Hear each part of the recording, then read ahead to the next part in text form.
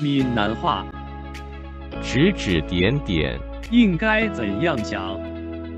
怎样写？叽叽嘟嘟，内容是从台湾闽南语常用词词典引用，示意指指戳戳，指指点点，在人前人后批评说闲话。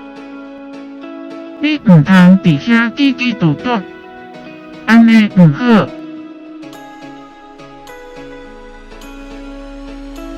你不可以在那儿说闲话，指指点点的，这样很不好。请支持我，点击 subscribe， 然后再单击小铃铛，也不要忘了转发给您的朋友圈。